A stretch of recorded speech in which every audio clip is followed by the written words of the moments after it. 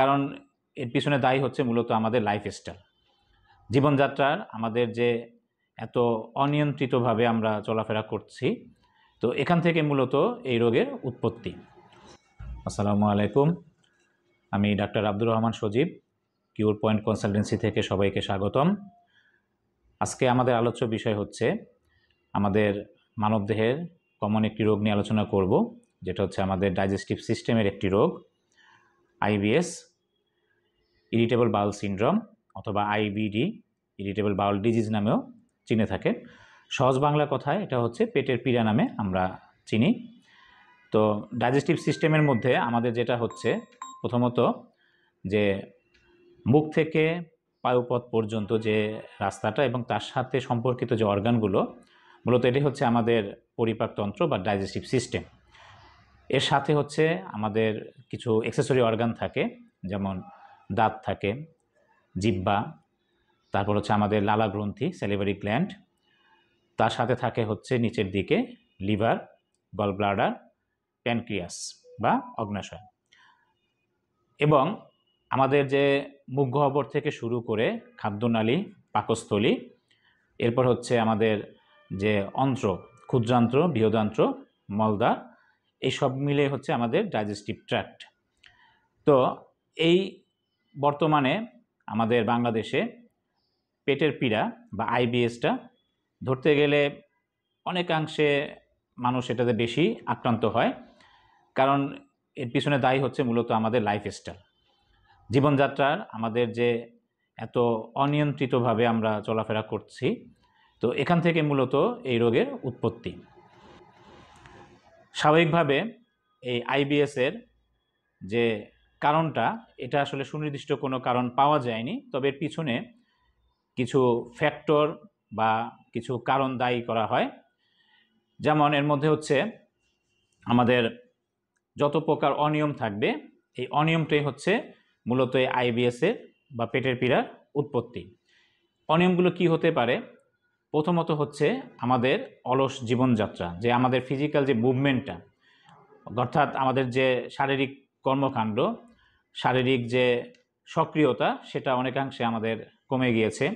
কারণ আমরা অফিস আদালতে, বাসা বাড়িতে সবাই বেশিরভাগ সময় আমরা শুয়ে বসে কাটাই, আমাদের যে ফিজিক্যাল মুভমেন্ট সেটা খুব কম হয়। তো এই অলস জীবনযাত্রার কারণে আমাদের এইটা হওয়ার সম্ভাবনা বেশি থাকে। পাশাপাশি আমাদের রাত জাগার একটা হ্যাবিট, বিশেষ করে আমরা যারা শহর কেন্দ্রিক, একটা সময় ছিল গ্রামে মানুষ খুব তাড়াতাড়ি ঘুমাতে যেত, তাড়াতাড়ি একটা খাওয়ার অভ্যাস ছিল, কিন্তু দেখা যায় আমাদের এখন সব জায়গাতে শহর কেন্দ্রিক বা শহরের একটা প্রভাব বিস্তার করার কারণে এটা দেখা যাচ্ছে যে আমাদের এখন রাত জাগার এবং বেশি রাত করে খাওয়ার একটা প্রবণতা তৈরি হয়। তো এই যে একটা অনিয়ম চলে আসে, এটা কিন্তু আইবিএস হওয়ার একটা কারণ ধরা হয়। এরপর হচ্ছে গিয়ে যে আমাদের সামাজিকভাবে বিভিন্ন রকমের দুশ্চিন্তা, টেনশন, স্ট্রেস, এই যে মানসিক উদ্বেগ, চাপ, এগুলো নিয়ে যে আমরা জীবনযাপন করছি, এই উদ্বেগ, মানসিক চাপ, দুশ্চিন্তা, এখান থেকে এটা উৎপত্তি হয়। এরপর হচ্ছে যে আমাদের যে খাওয়া দাওয়ার যে হ্যাবিটটা, অভ্যাস, যেটা বিশেষ করে আমাদের শাকসবজি খাওয়ার প্রবণতাটা খুবই কম। আমরা দেখা যায় বেশিরভাগ সময় আমরা ভাজা পোড়া, তারপর হচ্ছে গ্রিলড যেসব খাবার দাবার, এগুলো আমরা খেতে স্বাচ্ছন্দ্য বোধ করি। ফাস্ট ফুড, জাঙ্ক ফুড, এগুলো আমরা মানে খেতে সবাই পছন্দ করি, ছোট থেকে বড়।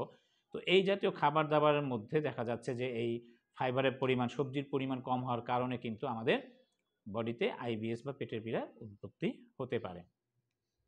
এখন এটা সাধারণত দুই ধরনের হয়ে থাকে। একটা হচ্ছে আইবিএস উইথ কনস্টিপেশন, অর্থাৎ কোষ্ঠবদ্ধতার লক্ষণের সাথে আইবিএস, আর একটা হচ্ছে যে diarrhoeal or dysentery symptom with IBS, অর্থাৎ কারো কারো ক্ষেত্রে প্রচণ্ড কোষ্ঠবদ্ধতা বা কোষ্ঠকাঠিন্য, যার কারণে যে মলত্যাগ করার একটা অভ্যাস, হয়তোবা একদিন দুই দিন পর পর তার হয়তো বাথরুম হচ্ছে, অথবা কারো কারো ক্ষেত্রে প্রতিদিনই হচ্ছে, কিন্তু মলটা এত পরিমাণ শক্ত যে ক্লিয়ার হচ্ছে না। তখন দেখা যায় তার পেটে প্রচণ্ড পরিমাণ ফাঁপা থাকতে পারে, পেট ব্যথা হতে পারে, এবং বাথরুম ক্লিয়ার না হওয়ার কারণে সবসময় একটা গ্যাসের একটা ভাব, একটা চাপ থাকতে পারে। এটা এক ধরনের রোগীদের মধ্যে পাওয়া যায়। আর এক ধরনের রোগীরা আসেন যাদের হচ্ছে গিয়ে কোনো খাবার দাবার হজম হয় না, ইনডাইজেশন, যেটা এই ইনডাইজেশনের সাথে তাদের ডায়রিয়া বা ডিসেন্টারির একটা লক্ষণ থাকে।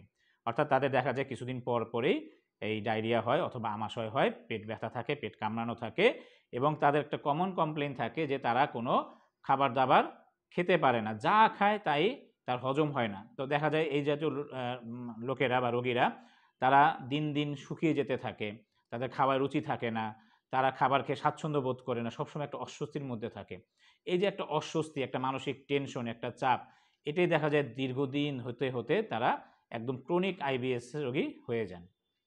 আবার কারো কারো ক্ষেত্রে দেখা যায় এই দুইটা লক্ষণই থাকে, সেটা হচ্ছে পর্যায়ক্রমে অল্টারনেটিং সিস্টেমে, যে কিছুদিন তার কনস্টিপেশন থাকে, কিছুদিন তার ডায়রিয়া থাকে, ডায়রিয়ার পর হয়তো বা একটু আমাশা বা ডিসেন্টের লক্ষণ দেখা যায়, আবার পুনরাবৃত্তি হয়ে পরবর্তীতে কনস্টিপেশনের লক্ষণ ফেরত আসে। গবেষণায় দেখা গেছে যে পুরুষের চাইতে মহিলারা এই আইবিএস বা আইবিডি রোগে বেশি আক্রান্ত হন বা তাদের এটাতে ঝুঁকি বেশি থাকে। পাশাপাশি 50 বছর পূর্বে, অর্থাৎ বিশেষ করে ইয়াং লোকদের যারা 20 থেকে 40-45 বছরের মধ্যে এই আইবিএস এর লক্ষণটা বেশি দেখা যায়। কারণ কি এই সময় এই বয়সের লোকেরাই বিশেষ করে ইয়াং এজের যে লোকেরা তারা হচ্ছে সার্ভিস হোল্ডার থাকেন বা ব্যবসায়ী থাকেন। আর এখনকার আমাদের কাজগুলো বেশিরভাগ হচ্ছে বসাকেন্দ্রিক, যেহেতু মুভমেন্ট কম হয়। এরপরে পাশাপাশি হচ্ছে গিয়ে যারা পানি কম খান তাদের আবার কনস্টিপেশনের একটা লক্ষণ চলে আসে। আবার যেহেতু তারা খাবার দাবার হজম করতে পারেন না, তখন তাদের দেখা যায় এই দিন দিন তারা কী হয়ে যাচ্ছেন, শুকিয়ে যাচ্ছেন। এই লক্ষণগুলি আমরা পাই। এখন এর থেকে প্রতিকারের উপায়টা কি? প্রতিকার হচ্ছে প্রচলিত চিকিৎসা পদ্ধতিতে আইবিএস এর তেমন কোনো চিকিৎসা নেই। যতটুকু আছে সেটা হচ্ছে পেলিয়েশন ম্যানেজমেন্ট, অর্থাৎ যাদের কনস্টিপেশন হচ্ছে তাদেরকে কনস্টিপেশন দূর করার জন্য কিছু ব্যবস্থা দেওয়া হয়, ওষুধপত্র দেওয়া হয়। আবার যাদের ডায়রিয়া বা আমাশয় তাদের হয়তো সেই লক্ষণ অনুযায়ী কিছু ওষুধপত্র দেওয়া হয়।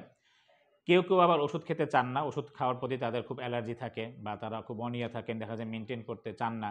তারা চান শুধু খাবার দাবার বা কিছু লাইফস্টাইল মেনটেন করে। অ্যাকচুয়ালি শুধু ওষুধ দিয়ে আইবিএস দূর করা সম্ভব না, আবার ওষুধ ছাড়া শুধু লাইফস্টাইল পরিবর্তন করেও সম্পূর্ণভাবে আরোগ্য হওয়া যায় না। তো আইবিএস রোগীদের জন্য আমাদের হোমিওপ্যাথি চিকিৎসা পদ্ধতি মতে খুব ভালো চিকিৎসা পদ্ধতি আছে। কারণ হোমিওপ্যাথি হচ্ছে একটি সম্পূর্ণ আলাদা সিমটোম্যাটিক চিকিৎসা পদ্ধতি, অর্থাৎ লক্ষণ ভিত্তিক, যেখানে রোগীর মানসিক, সার্বদৈহিক, আঙ্গিক এবং তার যে প্যাথোলজিক্যাল কন্ডিশন সব কিছু মিলিয়ে সিমটম অনুযায়ী একটা ওষুধ সিলেকশন করে চিকিৎসা দেওয়া হয়। তো আমরা আমাদের হোমিওপ্যাথিক পদ্ধতি মতে রোগীকে আমরা পরামর্শ দেব, ওষুধ দেব।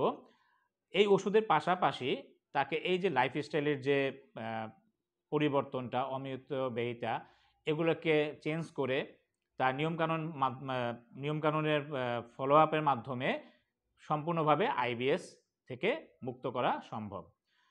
তো এই হচ্ছে আজকে আমাদের পেটের একটি স্বাভাবিক, একটি কমন একটা রোগ যেটা এখন বেশি দেখা যাচ্ছে। পরবর্তীতে অন্য কোনো রোগ নিয়ে আমি আপনাদের কাছে আসব। ততদিন ভালো থাকেন, সুস্থ থাকেন। আসসালামু আলাইকুম।